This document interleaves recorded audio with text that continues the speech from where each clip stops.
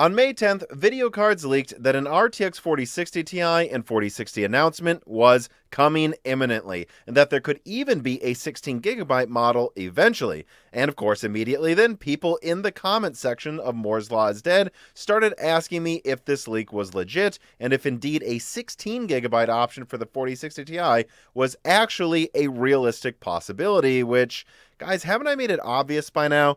For months, in interview after interview on Broken Silicon episodes, developers have been warning that the 8GB issue isn't going away. And you know, people at Nvidia do listen to Broken Silicons, and they signaled to me, and then I publicly leaked over a month ago, that they might have a VRAM problem they are aware of in the low end this generation, and that the upper management at Nvidia might actually be willing to respond and do something about it if the community and the competition push them to do so. And hearing this from my contacts at Nvidia, what was very encouraging for me, it became clear that they were considering adjusting their plan, and so I started harshly criticizing them for their 8GB plans in some videos and directly calling on them in other videos to be smart about the situation, especially because AMD's earnings proved that these companies can afford to give us reasonably priced cards with enough VRAM. The numbers don't lie. And indeed, the day after that AMD VRAM video came out from this channel, I got encouraging comments from some of my sources again and was told that late May was going to make a lot of reviewers exhausted. And so, yeah, I heard that, then I saw the leaks on video cards, and they didn't surprise me at all. And I am told now to this day that as far as I'm aware, as far as my sources are aware, that stuff on video cards is correct. The press has already been briefed on the 4060 Ti 8GB. It's going to be announced publicly very soon, with a release about a week from now. And yeah, 16GB models do seem to be planned. And actually, something not in that article, I am told that the 4060 press briefing, you know, like that's already happened for the 4060 Ti, is probably going to happen mere hours, if not within a day after this video I'm making right now comes out. So expect a bunch more leaks about the 4060 specifically later this week. But you know, I'm not just here today to confirm leaks that are already out there about upcoming low-end Nvidia graphics cards. I've actually been hearing a lot of whispers about what Nvidia would price these types of graphics cards at for weeks now. But I didn't want to jump the gun this time around like I did with the RTX 4070, where, well, I definitely thought they would adjust the pricing down from the initial pricing I said. 750 seemed obviously like something to mess with leakers.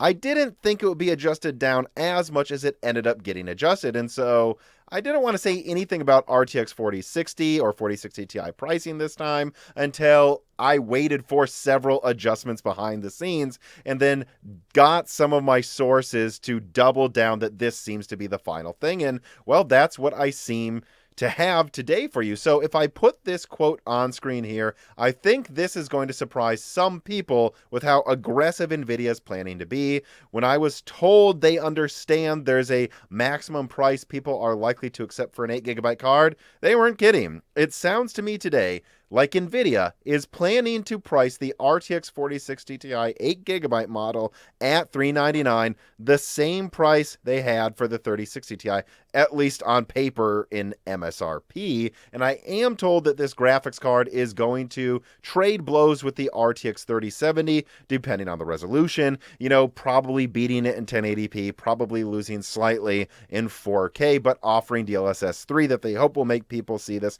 as a huge upgrade. But yeah, the funny thing is that while my contacts at Nvidia tell me that the pricing for the 4060 Ti is locked in now, the pricing for the 4060 is not yet, and that's because Nvidia knows they are in a game of disinformation and pricing chicken with AMD when it comes to the RX 7600 8GB. And so let me also put on screen now what I am hearing about RX 7600 pricing. So now this first source here is one of my best sources at AMD for a while now. This person told me that the 7600 8GB, which remember, I believe I was one of the first, if not the first person to leak that it would not be the XT. Back then, that person was telling me all documentation listed the 7600 as being a $329 MSRP graphics card. And indeed, even on the recent Broken Silicon with Tim from Hardware Unboxed, I just opened up and said, hey, I've been hearing for a while it's $329,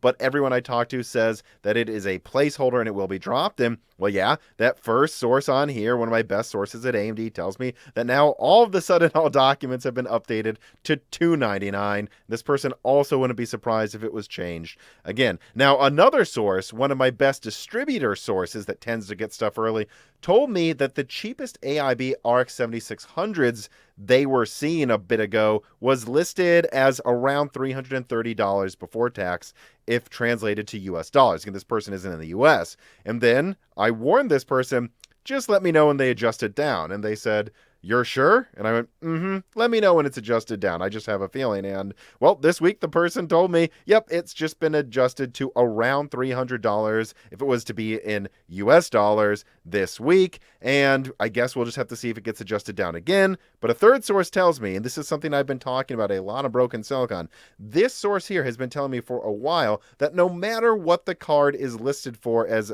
an on-paper price for MSRP up until now, the card's BOM cost allows for decent margins if priced at $269. And so while AMD was telling this person $329 and then also told them this week it's $299, this person thinks AMD could easily go down to about $260 to $290, and that's not break even, that's decent margins at those prices.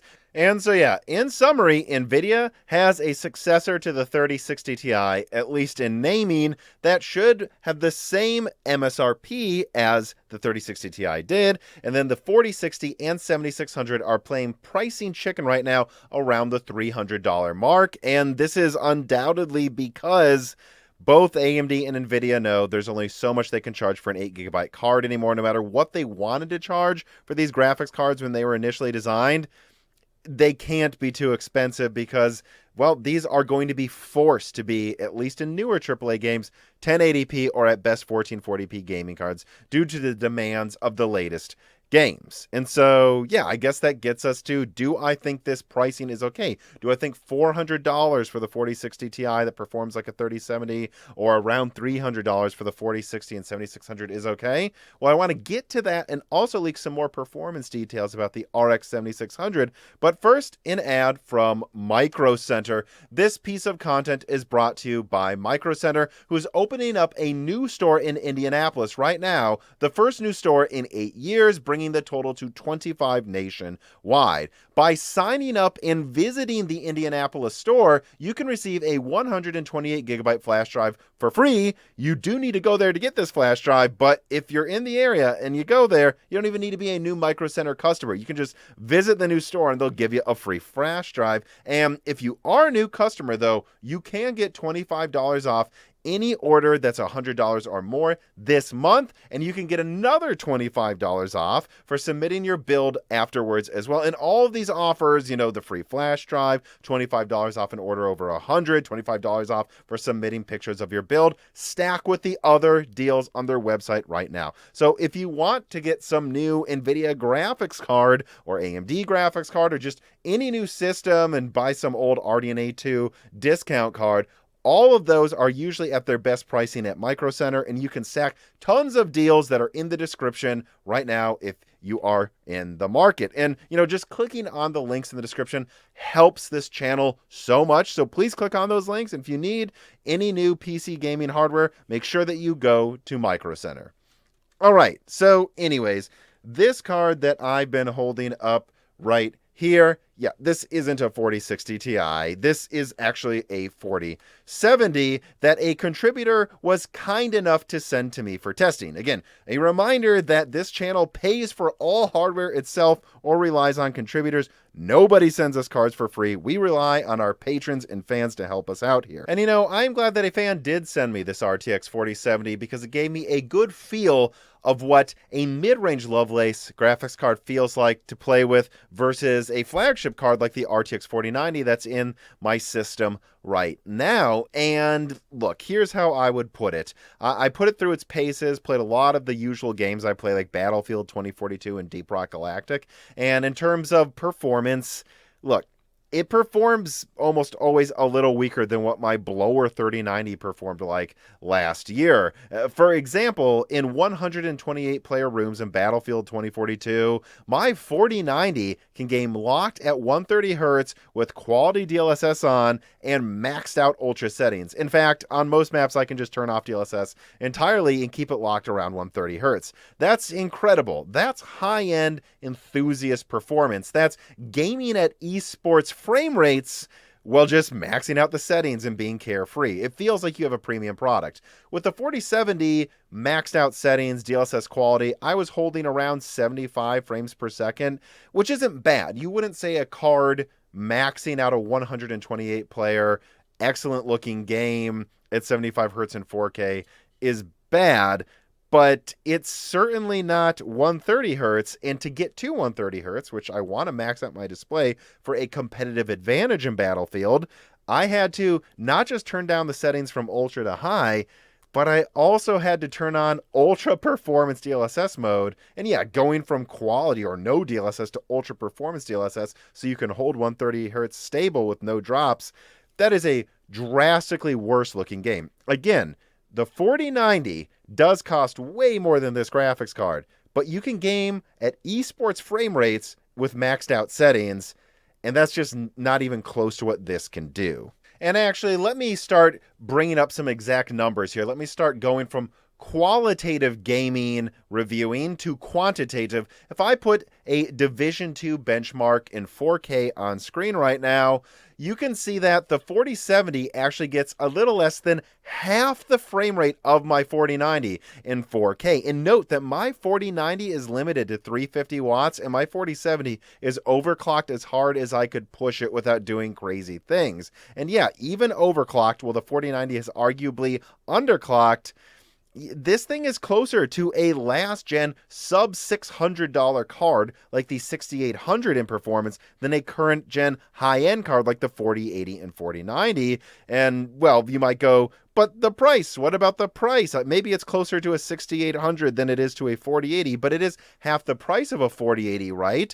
Doesn't that justify it, kinda? And here's what I have to say to this argument, that kind of says the 4070 is half the price of a 4080. And if you compare it to a 6800 that costs 480, the FPS per dollar metric is almost the same between the two. And the 4070 is more efficient than the 6800 and has better ray tracing and other features. Doesn't that mean the 4070 is actually a decent value at 600? Well, here's what I would say. First of all, the 6800 actually has 33% more VRAM than the 4070 that has the same FPS per dollar. And while right now a decent amount of games, of course, have a huge ray tracing advantage for the 4070, we are already seeing games that are running out of VRAM in 4K and sometimes even in 1440p at certain settings with this graphics card. Long term, I don't think the ray tracing argument is going to be that great of one for the 4070. And if you have to turn off ray tracing, how many games are going to struggle in 4K just period with this card compared to the cheaper 6800? So I don't actually think the value is that great compared to a 6800 overall. And honestly, I just think it's pathetic that there's any debate that a last-gen sub-$600 card might still be a better value than a new $600 card. That's not how things, at least in my opinion, should work in this industry. And in fact, I want to point out exactly what I mean with some comparisons to previous generations.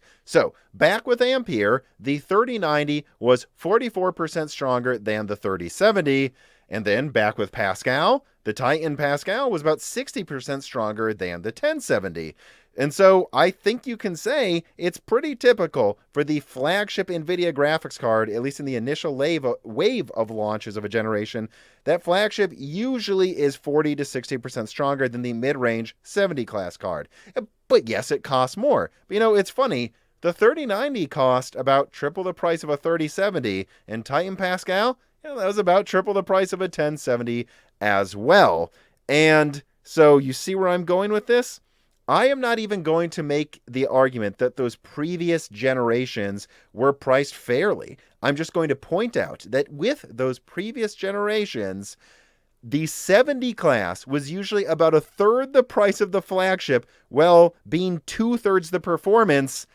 And this thing Nvidia calls the 4070, it's less than half the performance of a 4090 for not a third the price. A third the MSRP of the 4090 would be about $529, and in reality, that's what the 4070 Ti should be priced at, and it should be called the 4070, and then this should be called the 4060 Ti, and it should be priced maybe at $450, and then what Nvidia is about to launch as the 4060 Ti, it's really a 4060 in terms of performance, relatively speaking, if we are being honest. And that thing should cost $350 at most. And so in conclusion, I think that while the 4070 may technically be the best price performance card from the Lovelace generation so far, and that the 4060 Ti, if it launches at $400 with 3070 performance, will undoubtedly be even better priced than that on paper.